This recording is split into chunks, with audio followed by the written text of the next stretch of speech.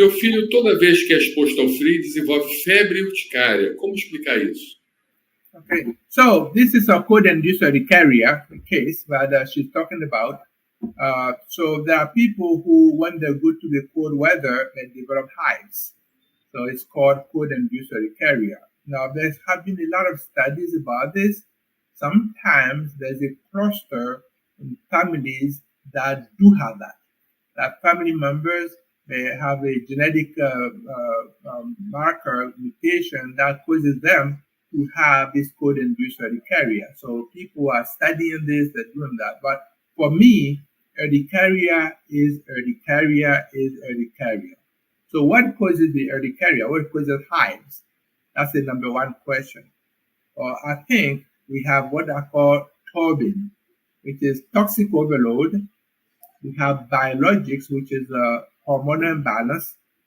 We have infections. I was explaining what causes the cold-induced urticaria, and I started saying there's a genetic component to it, and so people are doing some studies to figure out clusters of family members who, when they go to the cold weather or they're exposed to cold, they get these hives. Now, by the way, they test for it. If you think that the cold is causing the hives, allergists are the one who do the test. It's called ice cube test. The ice cube test, we go to the allergist and they put the ice in some tissue and they put on the skin for a certain number of minutes, and then they remove it and you see if you have hives. If you get hives, after that, we know that definitely you have a cold-induced urticaria, right? Of course, there are some serological tests that people do to figure out what it is. We're not going to go into all these details. But what is important, though, is for me, hives is hives is hives. And how do we get hives? I said there's four major things that cause the hives. I call it toxic overload, toxins, environmental toxins, and we talked a little bit about that. We have biologics, which is hormonal imbalance, and we talked a little bit about that. If you have an imbalance between your progesterone and estrogens, you can get hives, right? And we have infections, right? Like COVID, you get a COVID infection, you get viral infection, you get a cold, you can get hives. Like children, a lot of them, when they get hives, we say viral exanthem, right? Children who have hives, we say it's a viral exanthem. Those don't last long. Maybe 5 days or so, they get hives all the time and then it goes away when the virus infection goes away. So before we know what it is, we have to ask the parents, when he started having the hives, did he have any sort of infection or cold or flu or whatever happens to him before he got the infection or he got the hives? That would tell us it's either infection related or not. And then nutrient deficiencies. Believe it or not, there's a lot of nutrients deficiency that cause the hives. For instance, if somebody has low iron, they can get hives. Why? Because when they get low iron, their thyroid doesn't work. So when the thyroid doesn't work, they get hives.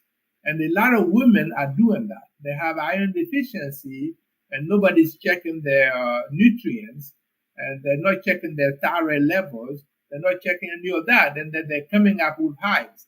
So we see that. We say, well, you got hives. We give you Xolair. We give you all of those things.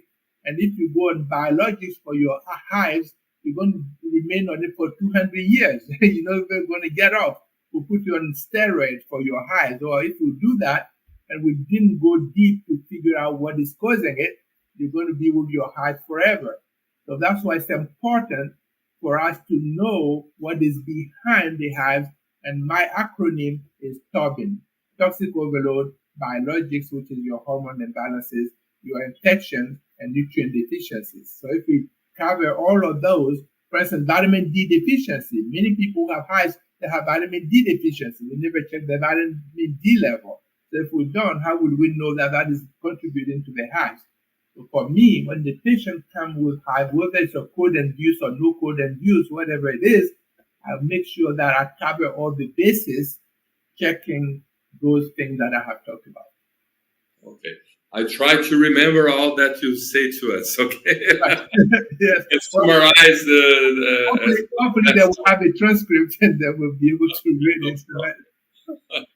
Ele falou que urticária para ele é urticária, entendeu? Então, existem até vários estudos demonstrando as questões genéticas, familiares, que podem estar envolvendo as urticárias, incluindo uma delas que me veio à mente, as doenças autoinflamatórias, né? Uma das doenças autoinflamatórias que é causada pela deficiência das criopirinas, tá? Que é uma doença que pode levar a urticária com febre constante, né? e recorrente. Tá? Então, doença autoinflamatória causada pela alteração das criopirinas, que me vem à mente, quando ele falou nessa situação genética. Mas ele pensa também que, porventura, existem outras possibilidades que são mais comuns de uma criança desenvolver urticária. Então, por exemplo, nós sabemos que 80% das urticárias elas são causadas por infecções virais. Então, às vezes, quando uma criança tem uma urticária aguda, você não vai investigar alergia alimentar, você não vai investigar mais nada além de uma infecção viral. Então, não é para as pessoas ficarem preocupadas. E outros tipos de infecções. Então, complementando o que ele falou. Em relação a toxinas também, existe a possibilidade das toxinas. O paciente está intoxicado, o paciente está apresentando algum tipo de intoxicação alimentar ou qualquer outro tipo de intoxicação. É uma possibilidade. O desbalanço hormonal, que ele falou, hormone imbalance. É o desbalanço hormonal. Então, às vezes, o paciente tem um excesso de estrogênio. Como nós havíamos comentado, a questão do agrotóxico ser um estrogênio-like, uma substância que causa excesso de estrogênio, é uma possibilidade. Cosméticos também têm excesso de estrogênio. Medicamentos, tem alguns medicamentos como anticoncepcionais têm estrogênio, ou seja, o estrogênio ele tem uma ação pró-inflamatória e ele age diretamente na membrana do mastócito, rompendo a membrana do mastócito e fazendo com que haja liberação de histamina, e além disso, ele faz uma diminuição da produção da progesterona, e a gente sabe que a progesterona tem uma ação anti-inflamatória. Inclusive, a progesterona pode ser até utilizada para o tratamento de asma em alguns casos, né? Asma por desbalanço de estrogênio.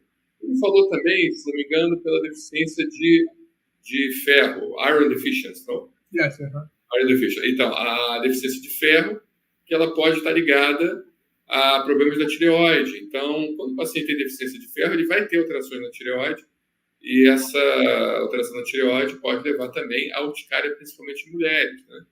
E falou também a questão de níveis de vitamina D, vitamin D levels, que também a gente sabe que a vitamina D é um esteroide, é uma substância que tem uma ação imunomoduladora, e quando você tem deficiência de vitamina D, você acaba tendo também o aparecimento de doenças inflamatórias, dentre elas a liberação da histamina, causando a própria urticária. I think that I told all the 5 points. And also, one thing I would like to add is that I have a video on YouTube, by the way. So if I put my name... Sorry? What? I had a video on YouTube. Oh, you have a video on YouTube, okay. Where I explain that hives, because there's a group of people on YouTube, women who have hives, and they asked me to do a little talk for them. So they asked me what is causing it, and I have this video for probably a year or so or more. They can have access to it, and they can see all the information about hives, very detailed.